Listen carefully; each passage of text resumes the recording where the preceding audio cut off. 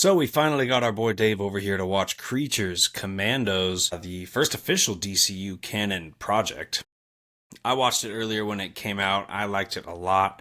And Dave just finished it. So what did you think, man? Yeah, it was. I enjoyed it. I did. I enjoyed it. I wasn't like crazy about it. Didn't have much interest in it, which is why it took me so long to start it.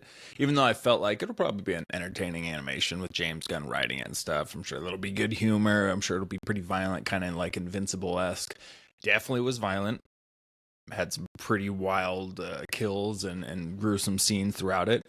But yeah, I thought it wasn't like mind-blowing. It's not my favorite animated project ever, but it was good. I enjoyed the watch through. I enjoyed the backstories on all the different creature commandos we had there. I liked Frankenstein way more than I thought I would. So overall, and for some reason though, I don't know why, going into this, the whole time I had in my head that this show took place in the like World War II era. That was no the idea why. plan originally. It was supposed to do It that. was. They Okay, so I had a reason. Okay, I was like, I don't know why I thought that was the case, but I kind of like, it was in the modern era. So obviously we're going to see some of this stuff spilling in and out of the DCU, and we saw little sneak peeks of little things here and there that we may see in future live action. So yeah, overall, I thought it was a fun, cool project. I wouldn't mind seeing a season 2.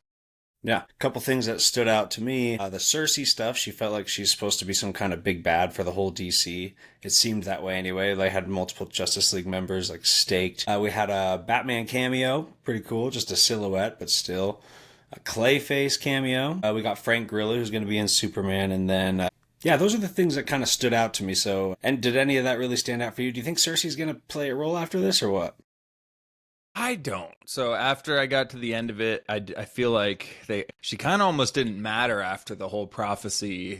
And then I guess they kind of left it up in the air. It seemed like, I guess it was real at the end of the plot there. Spoilers, I guess, if you haven't seen it. But, the whole thing is they think, oh, Clayface was imitating this doctor. And so she lied about Cersei's vision being true. It's not true. Then you find out, no, the doctor actually did confirm it before Clayface took her out. So it is true. A lot of stuff. I don't know. I don't expect to see her moving forward, but I know, aren't we supposed to get a Clayface project?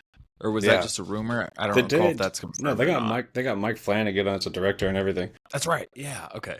Did he die at the end of that, or is he good? He got ripped into pieces, but I think he just heals himself. But I don't know when Rick Flag, walked up, or no, not Rick Flag. Amanda Waller walked on scene, and he was like just a puddle of clay with teeth and stuff randomly throughout it. That's not so dead. It seemed like he got. Know. Yeah, I don't really know enough about Clayface, but I'm assuming he can just form back into himself because he's clay. I just have so many questions because you're doing the weirdest Batman villain before we have a Batman movie, and it's Clayface. You shoved him into this show. It's like they have plans for a Clayface, which a shapeshifter you could do a lot with, I guess, have a lot of fun with.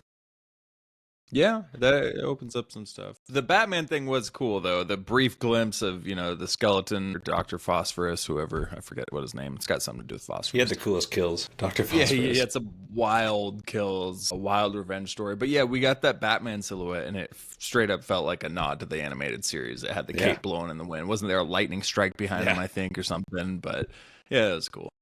Yeah. So nothing too special, I think, but for animated, I did like it. I just think he kind of got the James Gunn stuff that he always does well. Does a team well, does emotion well, does some comedy well. In this case, does some violence pretty well, which, whatever. Yeah. I'm mostly looking forward to see where Frank Grillo goes, to be honest, and we know he's in Superman. We'll talk about him later. But, do you have maybe a score? What do you think about it compared to, it's probably not anywhere close to the Spider-Verse movies, right? I'm trying to think of another animated X-Men 97. It's hard to compare it to. Going through X-Men 97, I still like X-Men 97 a little more. It's just the dialogue is way better in Creatures Commandos. Like the X-Men 97 dialogue can get a little corny, especially Wolverine, unfortunately. He's not my favorite in that with his.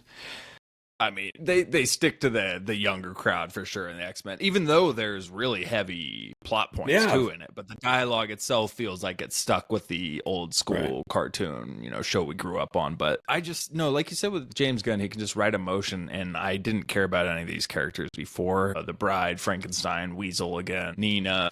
But every backstory was interesting and had some emotion to it and was able to make me feel for these characters. You know, I felt bad for a lot of their backstories and how they got to where they are. So it was just a classic James Gunn writing, and the fact that he made me wonder about the backstory of a weasel. And it ended with a hint at Creature Commandos, you know, the bride getting a new teammate or a new team.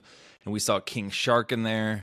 I forgot who else we saw in there, but it makes me think they're going to do a season 2. Or, you know, King Shark is still a part of the Suicide Squad movie, which is still canon-ish in the DCU, so there's some connection there. But I feel like we might be getting a second season of this. Yeah. Which, whatever. I mean, it's not. It's fine. I could live without more Creatures Commandos, but I'm happy it happened. It was like a little appetizer before we get the Superman movie. See a little bit into the DCU.